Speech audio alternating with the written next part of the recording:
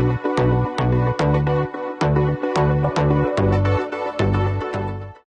morning. This is Campbell McCreary from Amvest Capital in New York. Welcome to today's webinar featuring West Red Lake Gold Mines. West Red Lake trades on the TSX Venture as WRLG and on the OTCQB as WRLGF and as UJO on the Frankfurt Stock Exchange. Hope you'll enjoy today's program. It'll be available in on-demand replay about 2 hours after we wrap up here.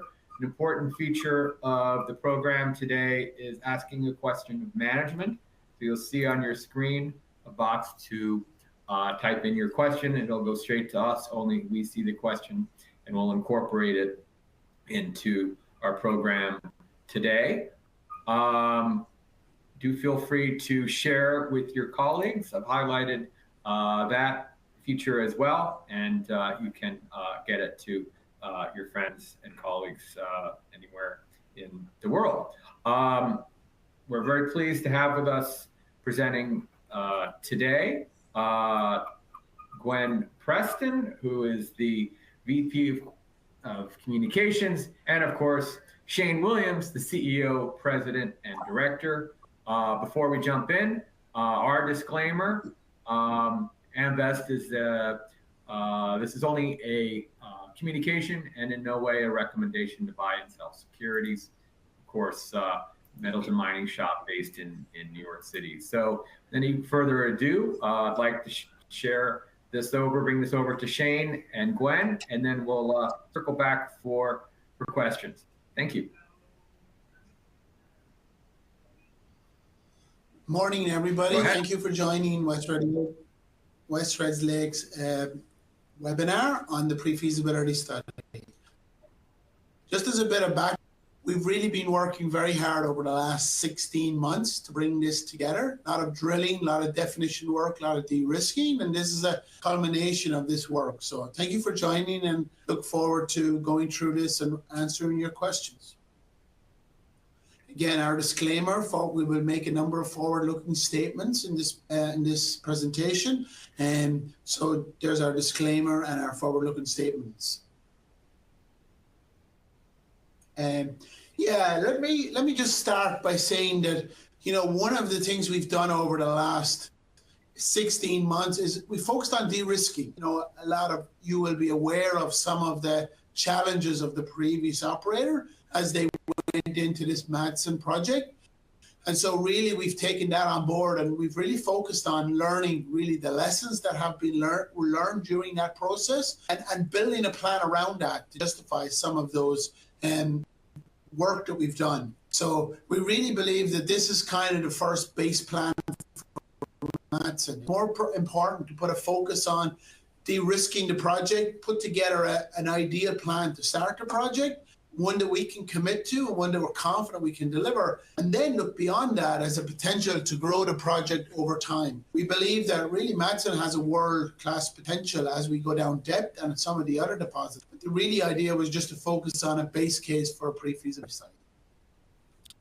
Yeah, some of the main highlights of the study has been an NPV of 315 million Canadian dollars. I'll be referring to Canadian dollars in this presentation. And we've used a long-term gold price of $2,000 to $100 gold at a 5% discount rate. So, this is a very conservative project, very conservative numbers, as most of you will be aware.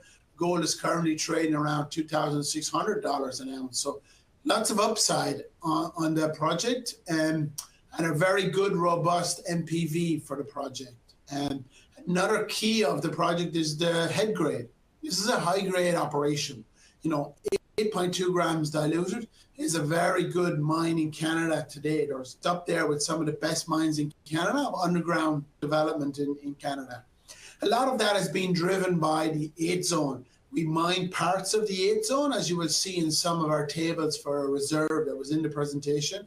The 8 zone really is the key project, a growth associated with this project. It is a 13-gram ore body. So later in the mine life, we mine a portion of that, which drives the overall head grade towards 8.2 grams. The majority of it is around that 7.5 grams. And as we get later in the mine towards the 8 zone, then we get to that high, the overall grade up. It generates strong cash flows, 69 million Canadian dollars a year at that conservative gold price. And we do deliver around just a year over the life of the project. Again, I talked a little bit on the reserve. It's mainly two mining methods. We have cut and fill and long hole stoping. We used SRK to build this mine plan. SRK are quite conservative. To give you an example, they've used a number of 1680 US dollars for calculating the reserve. You know, it's a very, very conservative number for calculating the reserve, and they used a Canadian dollar rate of 1.31.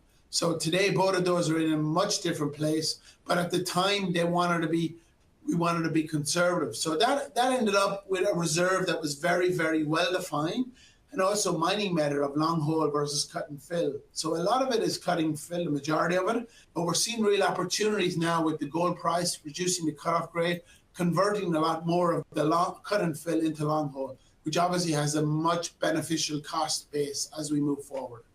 We're using a combination of the existing shaft. We have dewatered over the last 18 months the mine down to level 15. For context, there's 24 levels in the project already, and we're leveled down. So we're roughly halfway down the dewatering. There is an existing shaft on the project. We have done a lot of work in the last 12 months of understanding that the condition of that shaft and starting to renovate. So we are using that shaft. We're currently renovating that shaft. By year 2 of the project, we will be able to skip material from that shaft from level 7. There's an existing loading pocket at level 12, which allows us to renovate that and skip material up to the surface.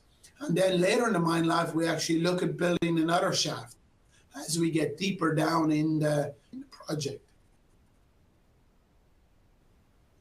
Again, gold production, pretty stable over the life of mine.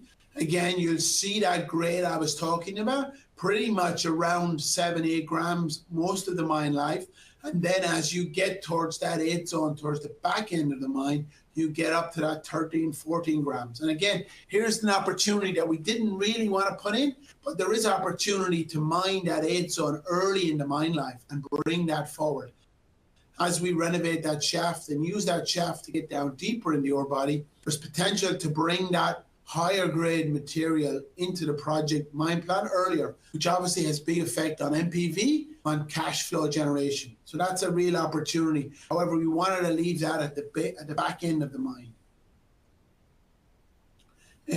Again, the process plant, as probably most of our listeners will know, the process plant was always in place. It always had no issues running during the previous operator's time. Recovery is very good. It was 95%. We have over nearly 18 months of runtime on that project. It ran at around 1,000 grams. Again, we've limited the project to 800 tons a day as a base case, but the plant ran between 20 and 21 of around 1,000 tons per day. Again, had 95% recovery. So more upside we're seeing, but again, we wanted to limit that to 800 tons a day for the project. Tailings, again, tailings were already in place. We've done a bit of work over the previous summer, to put another lift on the dam to really provide life of mine coverage for tailings. We've no more work to do on tailings over the life of mine. We have done a 4-foot lift to the dam, which does for year 1 to 4. We also then are using the polishing ponds, which are already in place, to raise them another bit to use the capacity of the tailing. And long term, there is quite a tailing solution. As we grow the resource and reserves, there is another ability to raise the dam or extend that existing tailings dam. So tailings won't be an issue as we expand this project over to the next slide. So again, one of the advantages of operating in the Red Lake region is, and Red Lake is a very prolific mining area within Canada. Lots of existing mines. Evolution have a large operation in place, a big project there. There's a lot of experienced, skilled operators in the region. We currently have around 140 people. There's a lot of talk in the industry today about lack of people and how people are going to get their people to ramp up the project. We currently have 140 people on site at the moment employed, and a good majority of those are living locally. So that gives you a sort of a good base to build upon. Overall, our workforce gets to about 221. So we over the next 8 months. So we're pretty much a long way along, and we're hiring every day, every week. We're hiring people. I think we're up to around 150, 50, 60 now as we go since this pre-feasibility. So we're getting close to the amount of people we need. So that's one advantage of having we've just added a new camp as well, and that will help us bring some fly-in, fly-out people to support the operation. Mining costs are estimated at $322 a ton of ore. We have, as you say, processing. These costs are very robust. We've been operating underground and at the project for now 18 months. So labor is well understood. Labor costs, fuel costs, power costs, the costs of actually mining, the drilling, all those costs. We're calling this a pre-feasibility, which we wanted. This is actual costs. It's based on actual input costs. We've used the input costs over the last 18 months to build these operating costs overall. And my processing is well understood, and tailings, so around 322 Canadian dollars per ton. Sustaining capital, initial capital is quite small. We've spent large amounts of money so far on putting in the capital needed to put the mine back into production. We've done a tailings dam, we've done a tailings dam lift, we've bought a crusher, we've added some a camp and mine dry, some infrastructure. So very little capital to put that, and most of that is the hangover capital from the capital we've already put in. So 44 million to get the mine back into production. That also includes some working capital as we ramp up from the middle of this year towards the end of this year to full production. And sustaining capital, 3 major projects over life of mine. Rehabilitation of the main shaft is one area. Obviously, it's a modest capital to get that main shaft back into production. Then we're developing an east shaft later in the mine life as we develop the project, and a second lift on the dam later in mine life that I talked about. The other opportunity is that east shaft we're talking about, it comes late in the mine life. As we get more material into the project and optimize, that shaft could be pushed back further in the mine life, which obviously will have big impacts for the cash flow generation over time. Again, a little bit on the cash flow.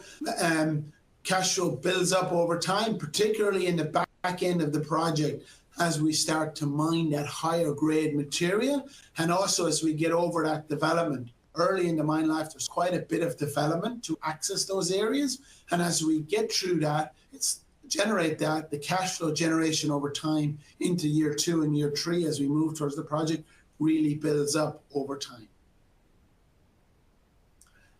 Some of the main summary highlights here, I would point out to people, one of the main areas would be the IRR. 255% IRR, which is a payback of less than 1 year. These are really as a function of the capital that's already been spent on the project, the capital that West Red Lake has put into the project already, and the closeness to which we are into production. A very good rate of return, and as I said, at a long-term gold price of 2,200, I suspect if you put in today's gold price, that would be a much higher, and the very, very low on the project. Again, we did some sensitivities, again, based on that gold price.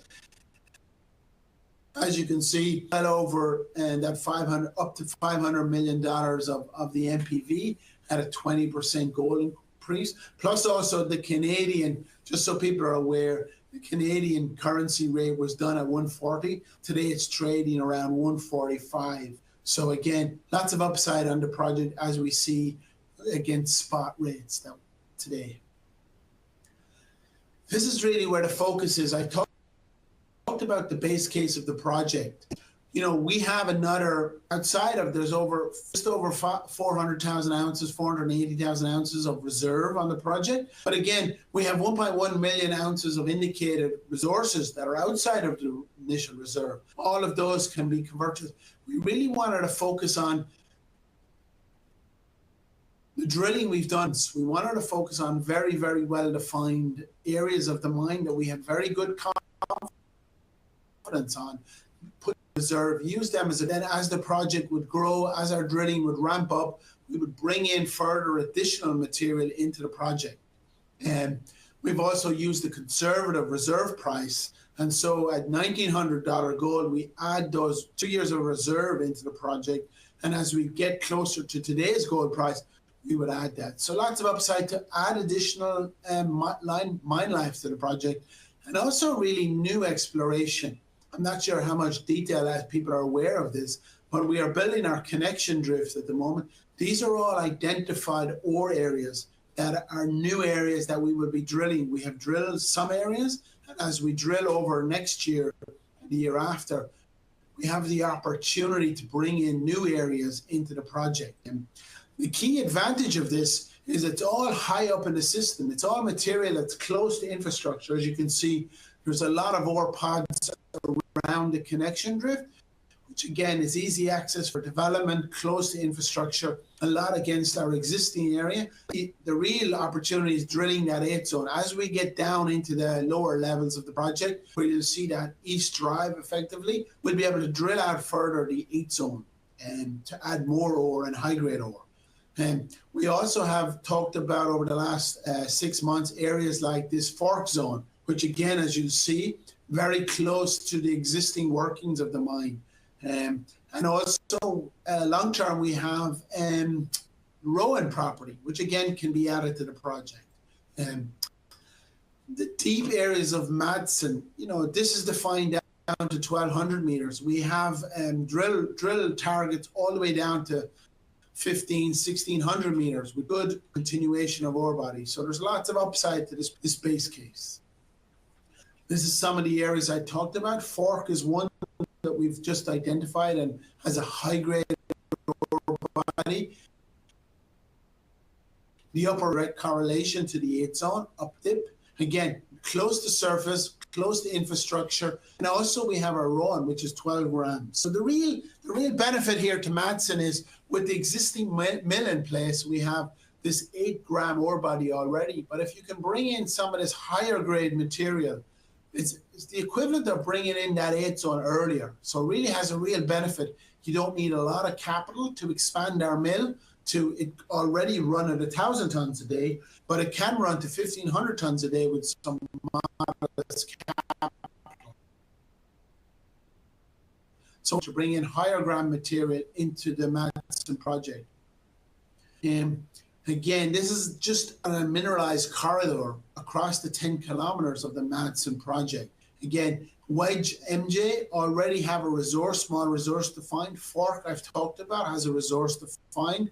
You have depth extension on the 8 zone and on Madsen itself. And then we have a number of our team will be working on over the next 2 years where we believe parallel trends to the Austin and the North Austin areas.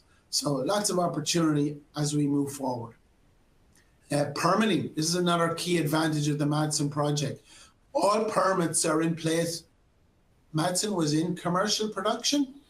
It went into what's called temporary suspension in October 2022. All permitting was kept in place. The mill was kept in place. Water treatment was kept in place. All ongoing environmental monitoring and reporting has continued uninterrupted. So really the mine is ready to start. No more permitting is needed.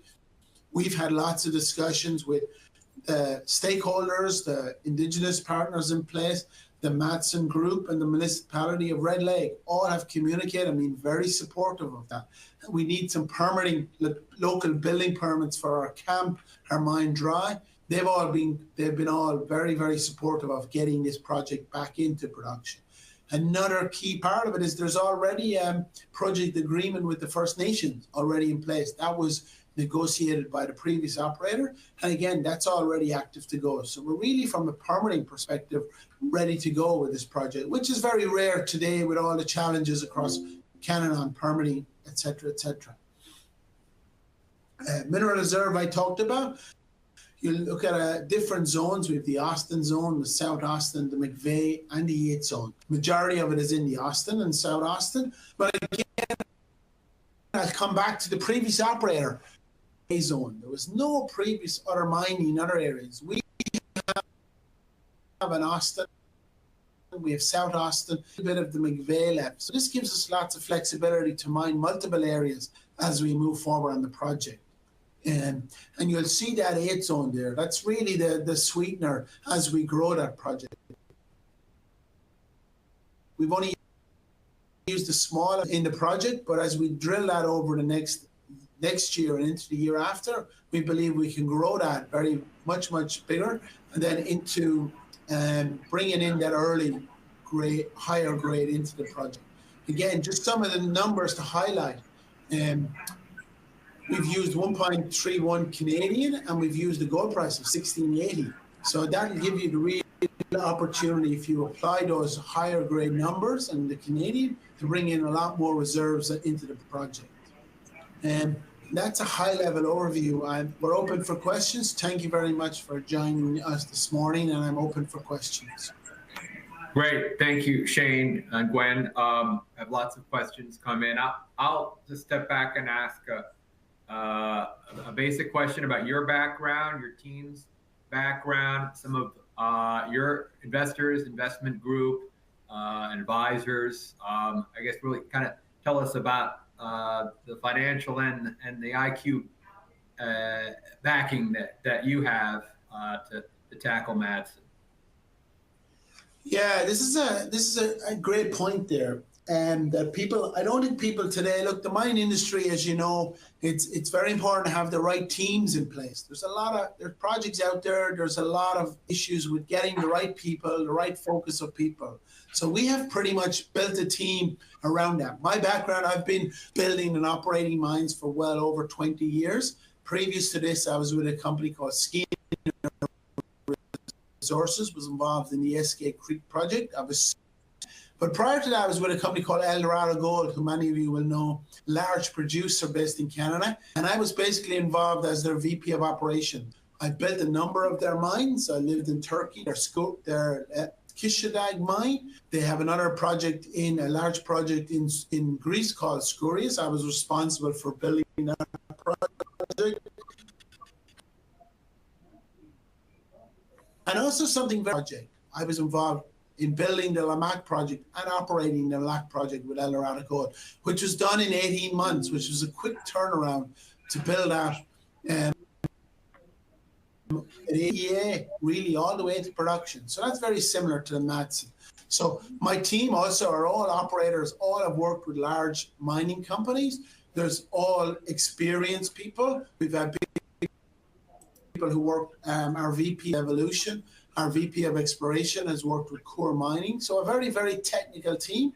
I would also add that our board is the who's who of Canadian mining. We have people will know Tony McCuccio, who built Kirkland Lake over many years.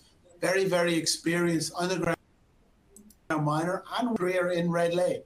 So knows the history of that area very well, knows the mining, has been to site numerous times, understand the project, very supportive of the team. Duncan Middlemass, also from Westone Mining. So a very, very strong board, very good mining team. And also we're backed by the Fiore Group, Frank Giustra, and his group and his network and connections, who, as people be aware, we've raised a lot of money. We have a good balance sheet in place. And so having that support from a corporate perspective allows us to make the connections, talk to the right people. So there have been a lot of team on making. Maybe Gwen, you will hear from you a bit, and I had a good question that came in. Could you highlight and re-summarize the value proposition in your words. Yeah, absolutely. I mean, I think the value proposition obviously starts with where the market is valuing the company today. And I think there's a lot of context for that. This is a mine that, to be blunt, failed only 27 months ago, right? This mine failed 27 months ago. So that's very present in the market's sort of understanding of what is. And so what that means is that this ends up being a show me story. There's a lot of investors out there who justifiably aren't going to necessarily believe in that we're going to be able to do what we say we're going to do until we do it. And that's okay, because the mine failed not that long ago. That's why we built a very realistic and achievable mine plan right now. We are very confident that we can deliver on the mine plan that we have, that we're just presenting here today. One of the analysts I was chatting with yesterday asked me a question that I liked, which was, if you gave yourself more time, do you think you would increase your confidence in being able to deliver a successful restart? And the answer was actually no. If we gave ourselves more time, we would probably have bigger numbers in this pre-feasibility study, because we would have been able to do more drilling and perhaps convert more resources to reserves. But the point isn't to generate bigger numbers for later in the mine life right now. The point is to put this mine into production, because this is a high gold price environment, and getting a new gold mine into production in a good gold market is the value proposition. It's the reason that we started this company. And we have spent the last 16 months making sure that we have a year and a half of stope by stope defined mining areas with engineering and high confidence in those reserve areas. So we're really confident that we're going to be able to deliver this. And that confidence, carrying out that plan over the next year, is what the value proposition is for West Red Lake. I think that over the next few months, as we complete our bulk sample and then are able to report reconciliation results on that bulk sample, that's going to be the really key thing, right? The whole idea here is that we are going to be able to mine the grade and tonnage that we say we're going to be able to mine. That's what these bulk samples are testing. They're getting our crews up and going, making sure we're mining accurately and efficiently. And if and when we process those bulk samples that are already starting to pile up on surface, and we can return grades as expected, that should underline the thesis, and that's coming up in the next few months. And so just enacting this plan and showing that we can do it, and that Madsen can be the mine that people were so excited about a few years ago, but that stumbled for its own reasons.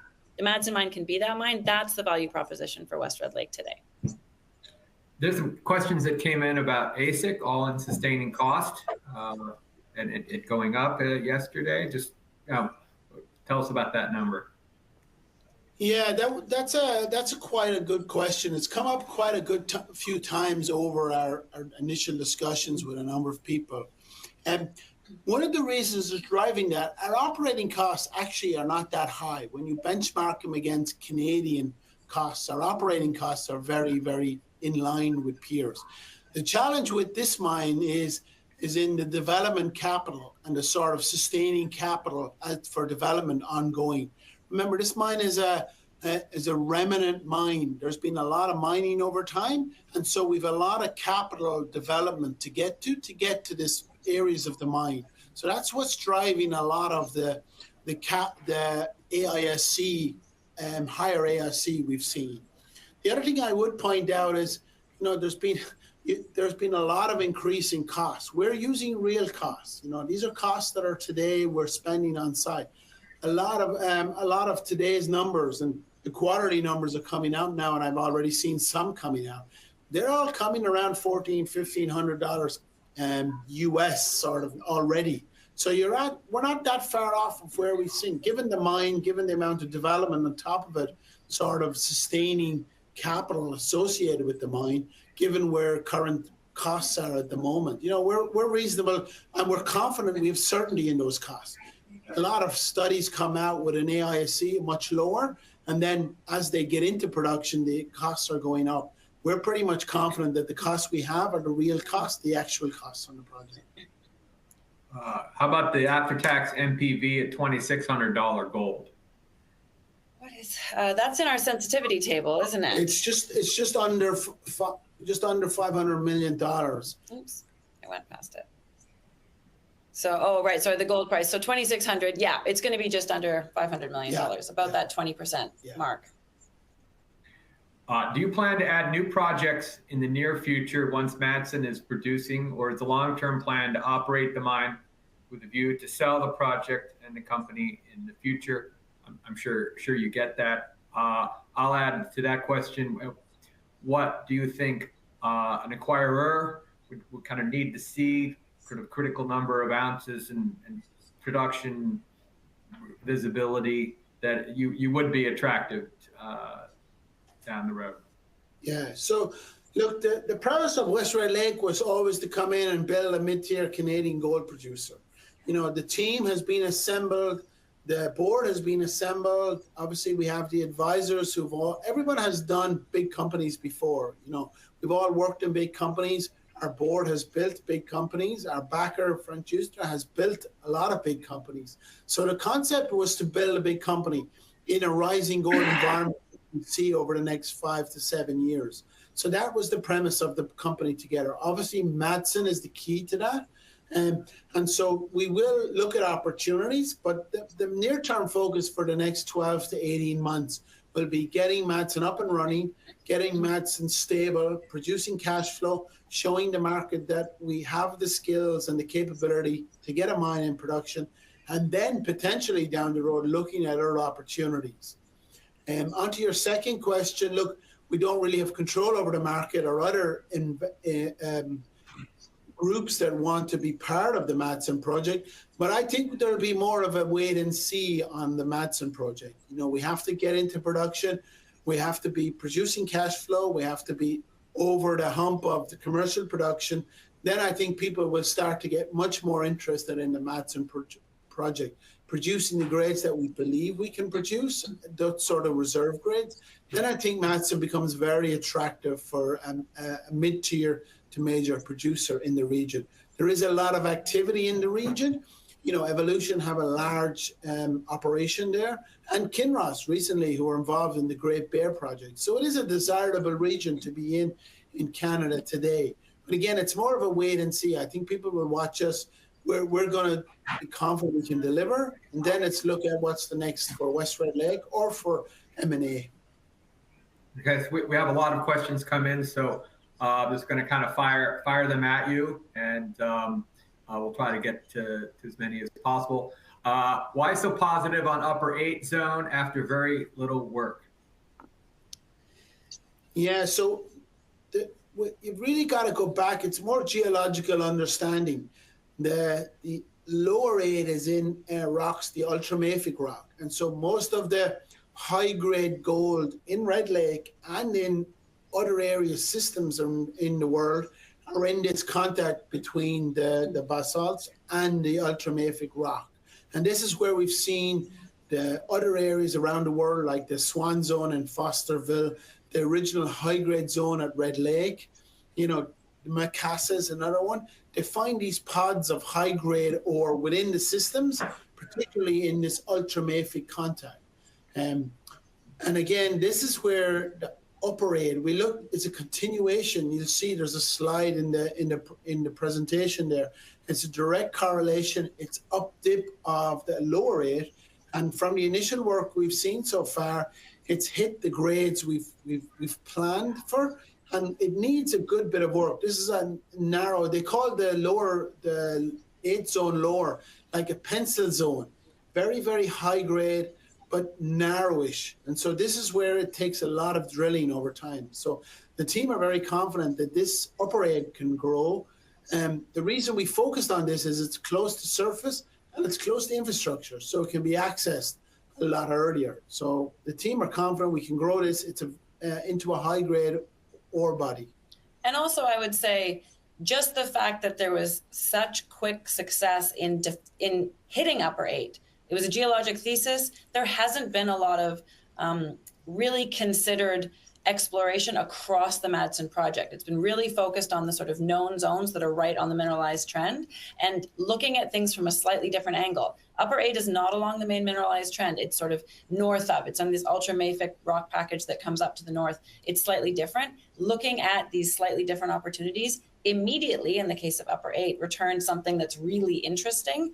How big it turns into, we shall find out, but it really underlines the potential to find more once you start actually looking around this land package. And I would add, back to that exploration, Placer Dome had an option on this project many years ago. Early days, they liked it. Back to the Placer Dome, they liked the project, they were involved in the project, they saw the potential.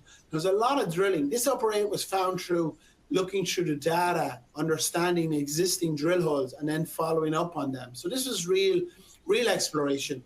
And there's quite a bit of data around the project were drilled by previous operators that hit very high grade zones similar to this. And these are just ones we're going to follow up over the next few years. So it wasn't really, it was done through investigation of existing data, who's drilled what over time. So there's quite a bit of that data to be done over time to find these higher grade pods. And I might add to other who are not familiar, the existing mine, the Red Lake mine, which Goldcorp had in a very high grade zone. Again, it was a base mine of 7 grams. But what really turned it around was there was a large number of these pods on the periphery to the ore body at 12 to 14 gram ore bodies. And those combination of those, bringing those in at time, that's what really transformed that mine into a world-class mine. And so we're seeing something similar around that. So that gives us a lot of excitement going forward. How realistic is it to expand the mill to 1,500 tons per day at high grades? What is necessary to realize that? Yeah, so the mill, as I said, the mill operated at 1,000 tons a day. And so there has been some studies done on what it would take to get that to 1,500 tons a day. And so we're probably in the range of $30 to $40 million Canadian. There's not a lot of work. We don't need to double the circuits. We don't need to build a new mill. It's more optimization. There's a ball mill to be changed. There's a couple of tanks to be added. There's some more capacity, some more pumping capacity, but it's a modest sort of capital associated with putting that mill to 1,500 tons a day. We would also need some permitting as part of that to do that, but that work has already started. I can tell you we've already started applying for the permits to expand that mill. It would take a number of years to get to that permit expansion, but it is something that we're very focused on. And in terms of what it would take on the feed side of things, referencing the high grade part of that question, I mean, you'll see on the slide that we happen to be on right now, we are planning next year to do a bunch of work on at a scoping and PEA level on what the next version of this mine plan is. And just based on the things that we already know we have, Rowan being lead amongst those because it's so well defined, and then the Fork deposit where we've identified this high grade core, and then who knows what happens with Upper 8. We're planning to pull those into a study that shows, we probably don't need to spend the money to expand to 1,500 tons per day to make this asset considerably bigger than it is. Expanding to just, the nameplate capacity of 1089 tons per day from 800, that's a big change when the material that you're feeding is on average 8, or hopefully with incorporating these better than 8 grams per ton. So you can make a big difference without even spending the money to expand the mill. And we're going to start assessing all of those trade-offs starting in this year with a PEA level study. Timing, we haven't yet figured out the exact timing of when that study is, so we're not going to make promises on a date for that yet. But I think people can do the numbers, if you look at that, even at that 1,089 sort of run rate, you get that we have Rowan is at 12 grams. You have some of those, or the 8 zone is at 15 grams nearly. So it doesn't take a lot of that material to come in to get you an average 10 to 12 grams sort of material at 1,000 tons. That does on its own, that does a real transformation to the project. You move that to 1,500 tons a day, you have a world-class mine at this stage. Okay.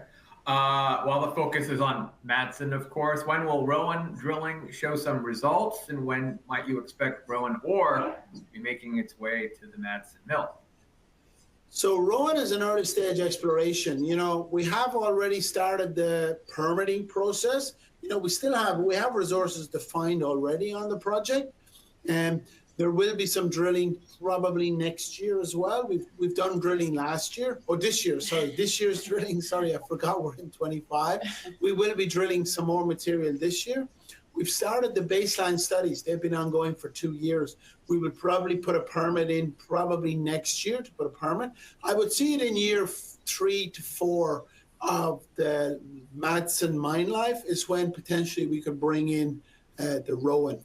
And as you'll see from our production profile, you know, as that mine begins to ramp down at years 5, 6, 7, you know, that's where material coming in from Rowan will really make a difference to the project at a higher grade. Just to clarify, have you raised the 44 million needed to bring this into production? Is 44 million remaining capital for January to June? Anyway, just clarify that figure. Yeah, no, we were fully funded, fully financed for the project. We recently, earlier, towards the back end of last year, we did an equity raise. We brought in over $28 million of Canadian dollars.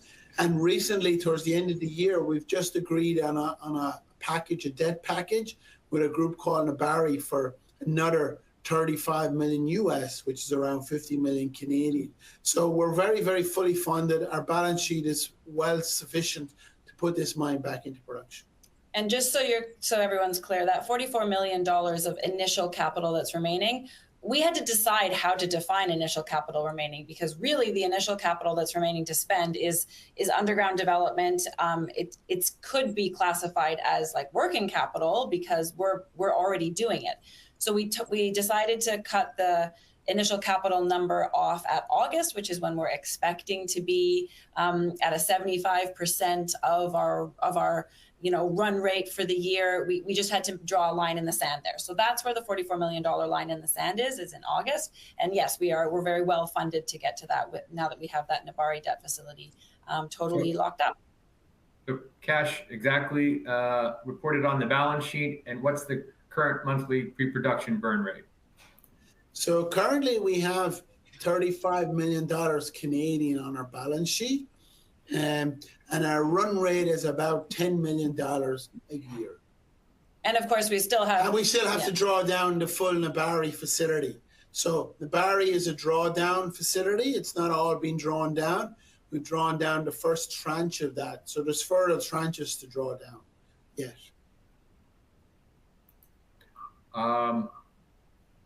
Why the need to go full warrant on financing of several months ago? Please comment on fully diluted shares outstanding. Thank you. Yeah, so go back over the last 12 to 14 months. The equity markets until recently have been rather challenging to get the financing in place. And a lot of it was really in order to get that financing in place, a lot of groups wanted the warrant who could play the upside of the project. So we have a lot of shares outstanding at the moment. But really that's why we focused this time on doing the project, the last bit of capital, on non-dilutive capital, bringing in this debt facility, the small debt facility, to allow us to move into production as we move forward. To clarify, 478,000 ounces of gold reserves, are they included in the indicated? They are drawn from the indicated. They're drawn from the indicated. Yeah, yeah. So the 1.1 million indicated resources that we keep referencing, that is the indicated resource that remains outside of reserves at this stage, because the reserves were just as Shane referenced, they were what we could touch today based on what we understand right now, and based on that very, very conservative SRK reserve cutoff price of $1,680. And so that's the reserve today, but there's 1.1 million ounces of indicated resource outside of that, where we see very good potential to be able to pull those into reserve, partly with just a practical application of a higher reserve cutoff price. It's not that we need to wait to pull more tons into a new PFS before we start mining them. At the end of the day, we are not operating in a 1680 gold price environment. And so we will operate in the gold price environment that we're in. And so the practical application of a much higher reserve cutoff price means that our mineable inventory is larger than the reserve numbers that are in this study. How has the recent test mining reconciled against the reserve grade block model, both from a silling and a stoping perspective? Yeah, so we've, as I said, we've started this test mining program. We've started silling already. I mean, the way, just so people are aware, this is long hole, so there's a number of sills to access, which is grading material, and then there's a number of stopes, which is already. So we've done at this stage a lot of silling. We have just about started our actual stoping.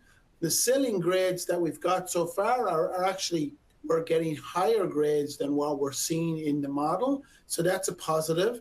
And so we're very confident it's reconciling thus far so well. I'm actually on my way to site next week to get into more detail around that. And we're hoping by the end of January, probably, to have the first initial results of that reconciliation. And we're confident that people will see that the model and the mining and the drilling we've done are all reconciling very well together.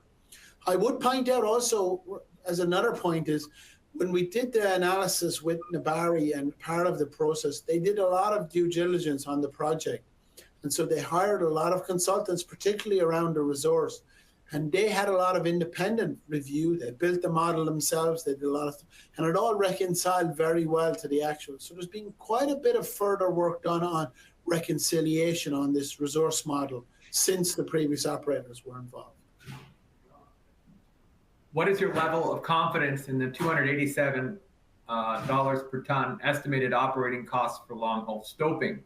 Is that based on current comps in the region? And actually, what are current comps in the region? Yeah, so current costs in the region, we benchmarked the cost. So first of all, based on input costs, this is based on actual input costs. You know, today we're actually mining, we're silling, we're stoping underground. So, you know, we have drill hole data, we have, you know, fuel, we have costs of labor, we have steel, explosives. So they're based on input costs, real input costs today. Based on that also, then we did locally in the region. Locally in the region is around that number. We've had Evolution, which is quite close to us. They're mining as we speak. Those costs can easily be seen on their presentations and on their quarterly results. And also in the region, there's a lot of mines, you know, around this scale, around this size.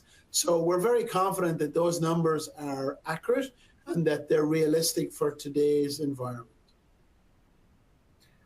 Once the Madsen shaft is reconditioned, will you enter the existing stopes that were not exhausted when the original operator went bankrupt in the 1970s? So, yeah, this mine has been mined since the 30s to the 70s, really, and produced over, just to give you a scale, it produced over 2 million ounces at 9 grams, very, very consistently over that time. And actually, it's funny, the process we're following today is back to that times.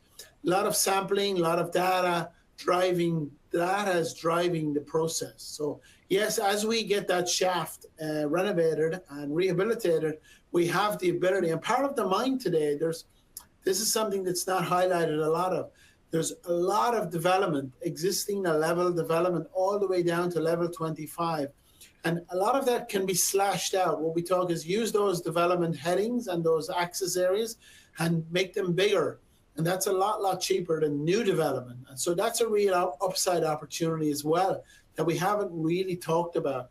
A lot of those, it's called slashing. You can slash out those development, make them bigger for today, but there's thousands and thousands of kilometers of development already in the project that we can develop into and use as access to those deeper parts of the ore body. Is Madsen in any way open pittable? Could we think big and just grind all this up?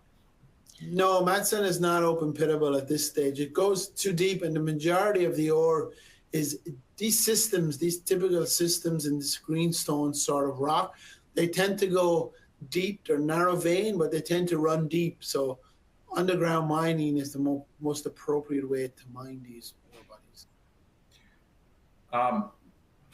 just to bring us back again, you covered it several ways, but when will you do you plan to be commercially mining again?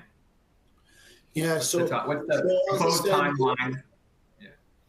Yeah, March is our, just to give an overview of the timelines, March is our plan to run the bulk sample that we're mining now today through the mill. So that will then give us, we need to do it in a structured approach. We need to get the mill running. We need to then do a batch process through the mill. We need to batch it through the mill so we can QA, QC it, et cetera, et cetera. Once that's done, we plan to announce the results and put those out. And then towards the middle of the year, we plan to really start the mill. We need to build a stockpile. We need to get that in place.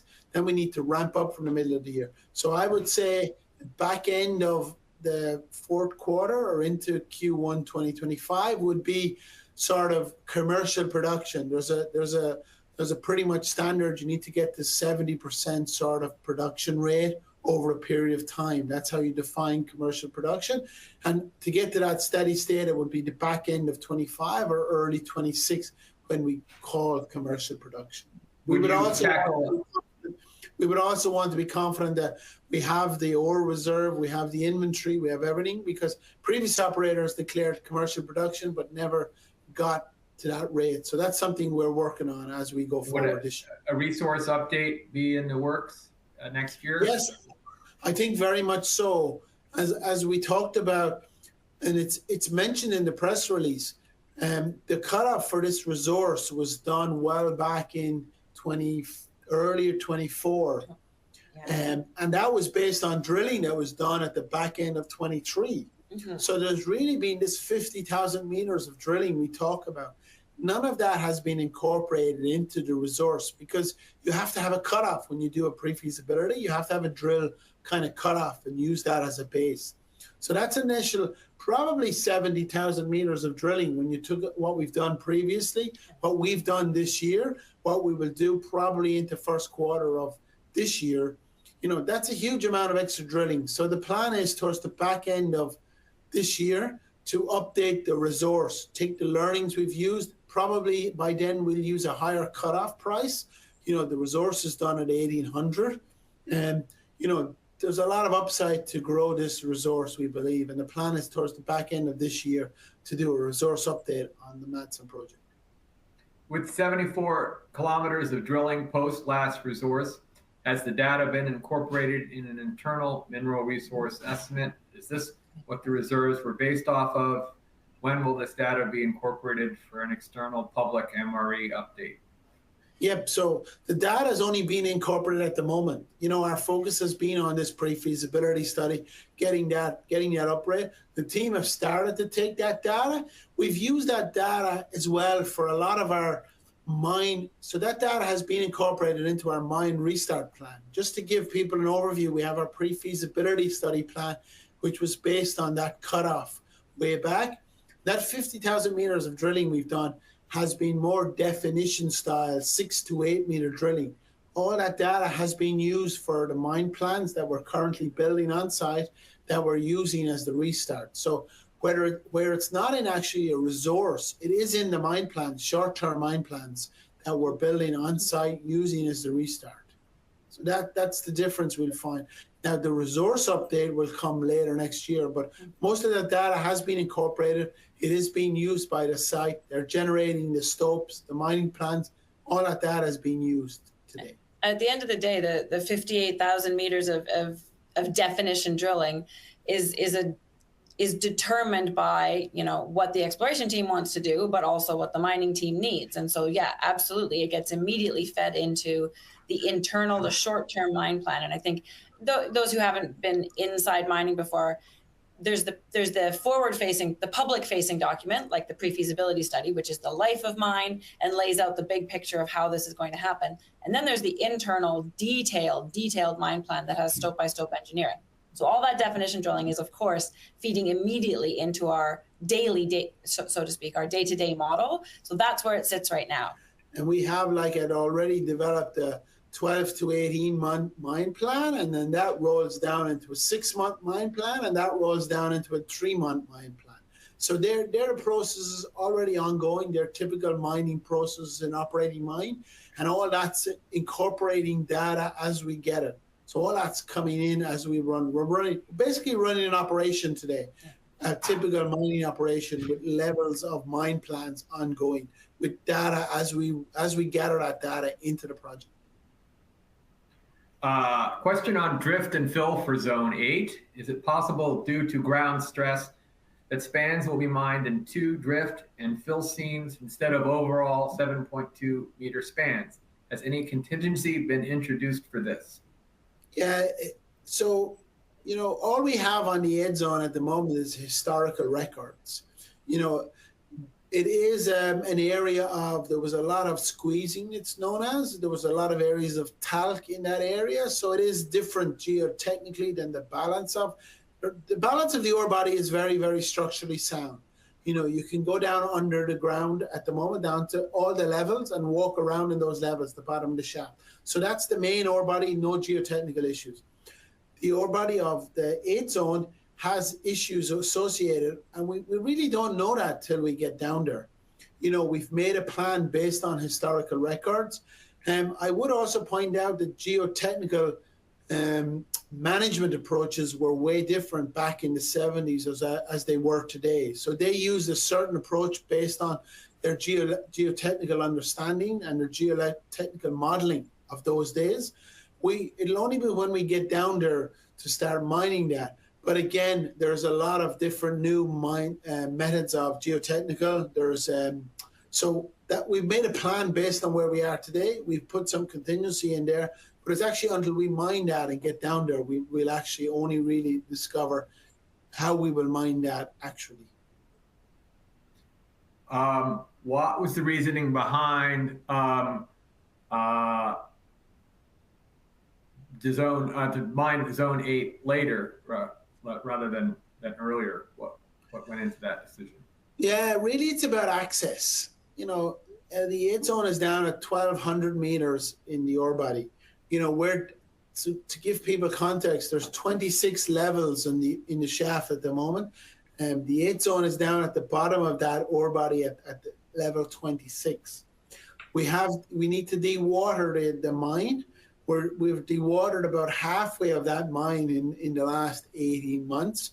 It'll take us another 18, probably 20 months to dewater that ore body all the way down to that level. And then we have the shaft to renovate, either the existing shaft or that new shaft to get access on. So there's quite a bit of work to do to get to that 8 Zone. So, that's the reason why it's later in the mine life. Now, if we can bring that forward, of course, we will look at that. But the potential at the moment is we've put it in later in the mine life. It's physical, just the physicality of getting to that ore body where we are today. We need to dewater, we need to get the shaft, we need to access. That's just timing issue. What is the free cash flow at current gold prices? Oh, I'm not sure what the current gold price would be. Oh, actually, I had texted during the call. Free cash flow at current gold prices over the life of mine is between $425 and $450 million. What are you forecasting for cash flow in the years this year and next? Forecasting, so in 2025 or in 2026, which is our first year of full operations, the forecasted free cash flow at the modeled price, like the financial model price, is $53 million. That's on the gold price in the model. That's on the current model that we've done, the pre-feasibility study. What is the current depth of the ramp, and how deep are you planning the ramp? So we've dewatered at the moment, as I said, down to level 15. The ramp is done to level 13 at this stage, I would say, down to level 13, just below level 12 into 13. The plan is to go the ramp down. At the moment, there's a loading pocket at level 12 and there's a loading pocket at level 17. The plan will be to bring the ramp all the way down to level 17. So that's another 4 levels, basically, from where we are today. and then it would be the shaft would bring the rest of the material down.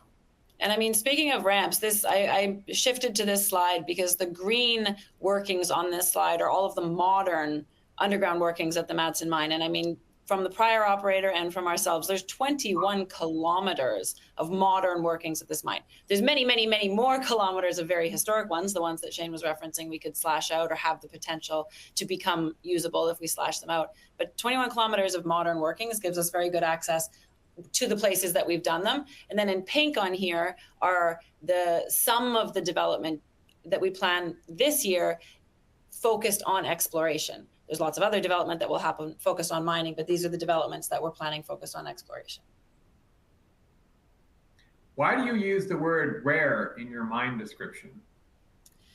The rare that we reference is simply the rarity of new gold mines coming into production in 2025. It's just there's very few, given the state of the gold market and especially gold equities. It's, there's not a lot of gold projects that have maintained momentum and have been built over the last little while. So there's very few new gold mines coming into production, and, new production is a great way for investors to get leverage in a gold market. So that's what the rare is supposed to reference. Yeah. Last year, there was a number of projects that came into production. This year, looking at this year, there's very few that we see as peers coming into production, given the rising gold price. As the gold price over the last number of years was down, people didn't advance the projects. And today in Canada, in Canada alone, it can take 10 years to put a gold mine into production. So mines coming into production would have to be in 10 years ago in the runway. And over that last 10 years, gold prices have been pretty much down. So people have started to get projects moving, but they're still a number of years away. Whereas we have the Madsen, which already has the historical work. We've put a lot of work in it. So it's just hitting the perfect time into production in a rising gold environment. So that's a lot to do with timing as well. When was the east shaft first contemplated? And when will the connection drift to the east portal be complete? So I'll start with the connection drift. So the connection drift is over 60% complete. It's about 1 kilometer of a connection drift. We're about 600 meters already done. So 60% is done on the connection drift. The plan will be to finish that by March of this year to allow us to access. So that's the connection drift.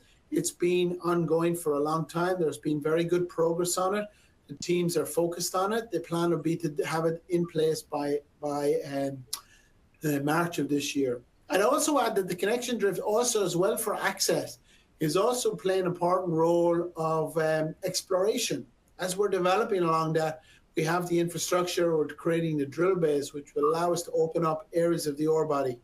I don't know if viewers or listeners are aware of the Lamaque project in Val d'Or, but owned by Eldorado.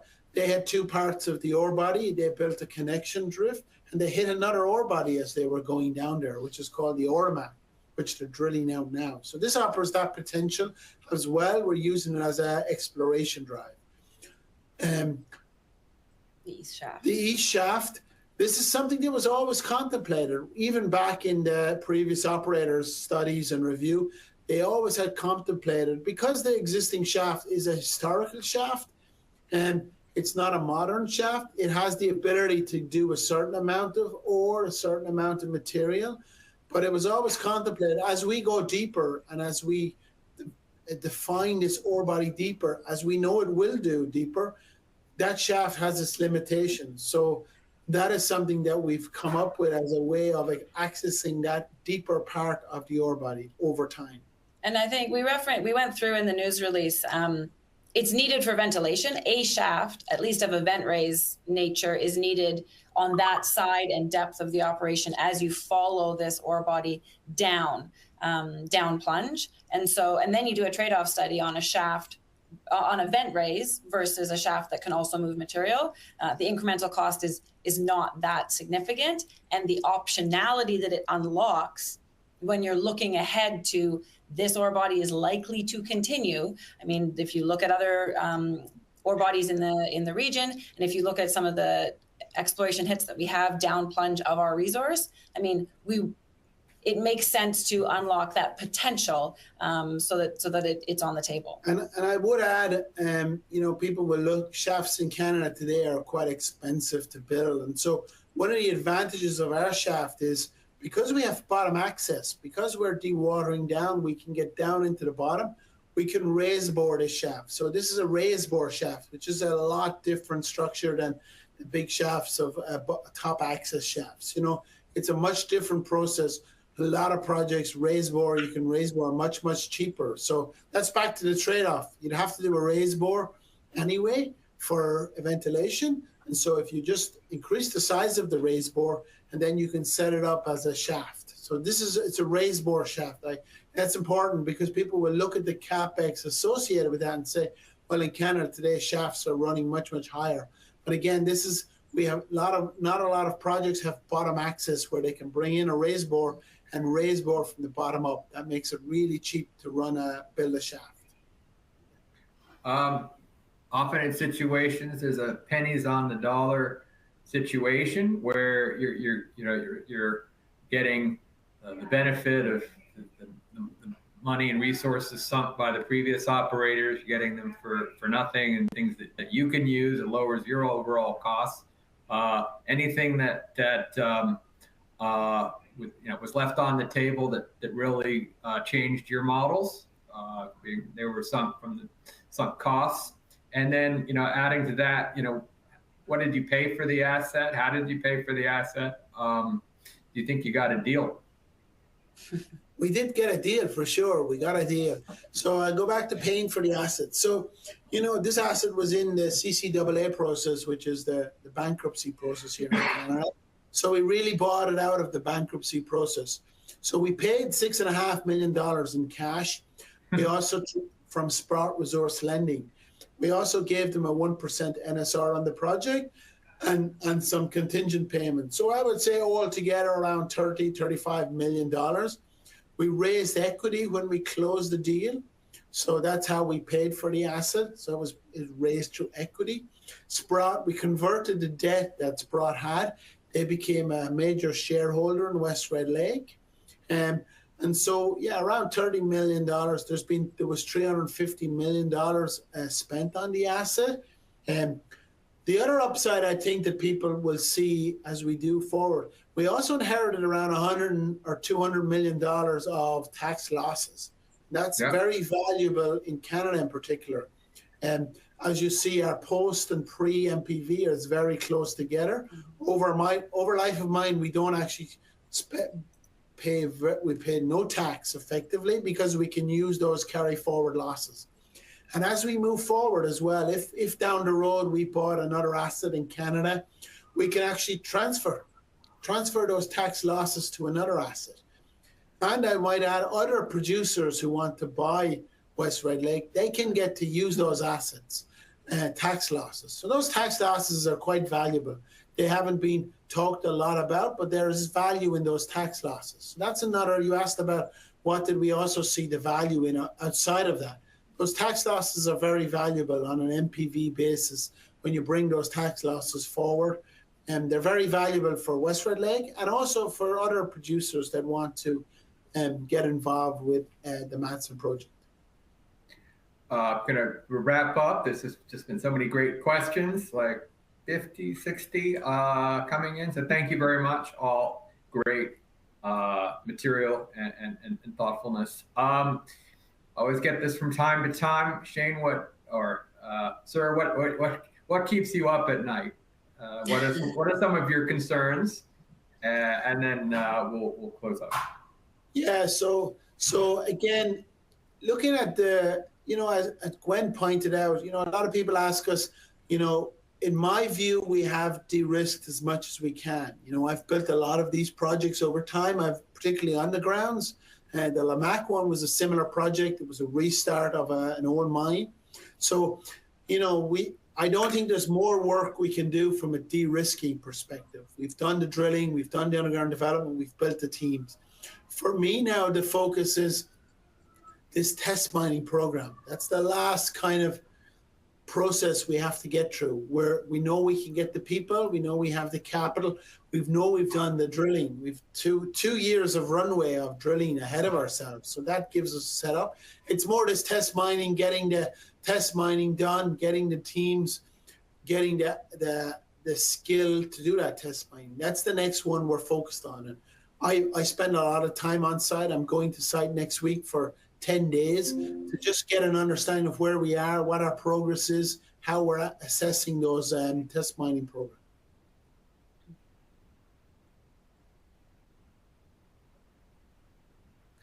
I want to thank everyone for tuning in. I'm going to urge Shane and Gwen to, I guess, take us through the upcoming catalysts. Example, restart. Campbell's voice is breaking up a bit there. Update, so, maybe a broad timeline to wrap this up. What should we be looking for the beginning of 2025 here through the year? Absolutely, yeah. So obviously we had some very major news events to kick off the year, just with closing that Nebari debt facility to get ourselves really well funded to put this thing back into production, and then getting this study out the door. Those two things, it takes a lot of manpower to get those sorts of things done. So we're really excited for the market to now be able to see what it is that we're doing, and for our team to be able to now fully focus on Madsen, on operational success at Madsen. So Shane sort of laid out the timeline there, getting this bulk sample batch stockpiled. So we're mining from several areas, several stopes within several areas. So there will be different batches of stockpile on surface from this bulk sample, start up the mill and process those during March and report those reconciliation results. Some sampling results from the bulk sample, hopefully by the end of this month, that's our goal. And then the full results from processing those bulk samples, probably in April, process them in March and put out the results hopefully early in April. Those will be very key catalysts. And then we will just roll through into building the inventory, and then, starting to process through the mill, and then ramping up to, full production by the end of this year. So we have already been putting out site updates, trying to do it on a monthly or every 6-week basis. So we'll continue to do that to make sure that everybody knows how our progress is marching along as we get to these things. And of course, just doing everything we can to give the market insight into why we are confident that we can deliver on this plan. I mean, in the last day, we've had a fair bit of feedback on questioning why the plan feels quite conservative. As a conservative reserve cutoff price, it's conservative on quite a few levels. What we call it is realistic. We developed a mine plan that we really believe we can deliver. And so we're going to communicate over this year why we have that confidence. We're going to try and continue to generate evidence to back up that confidence. And so that we're hopeful will help convince the market, that the show me is happening. We are doing it. Madsen is becoming the mine that the market got so excited about 5 years ago under the prior operator. And unfortunately, that one didn't work, but we have the expertise and we've done the de-risking to turn this into a reality. And so that's really what's going to come up over the next year. And we're very excited to do that. I will also mention there's certainly questions that we didn't get to. Thank you everyone so much for sending in so many questions. I'm happy to go through, the team at Amvest will send me contact information, and I'm happy to reply to these questions on an email basis after this call. So Shane and I are hopping on a plane to fly to Toronto to do some marketing in Toronto, and so I can spend my plane ride answering your questions this afternoon. Great, thank you for mentioning that. If you feel you didn't get your question quite answered, to that note, if you could share your feedback either right here or in the follow-up email you'll get in a little bit. Note the link that you use to log on here will eventually take you to the on-demand replay. Can't quite find all that. Amvestcapital.com, and in our webinar replay section will be a link to this event essentially into perpetuity, and that can be shared and all that. So none of this content is too hard to dig up in any fashion, but your feedback would be great, even if it's a great job or anything else. Always great to hear. Encouragement and input, most appreciated. Thank you, Shane. Thank you, Gwen. Thank you, listening audience. Thank you very much. Have a great rest of the week, and 2025 is going to be exciting for West Red Lake. Thank you. Thank you everyone so much.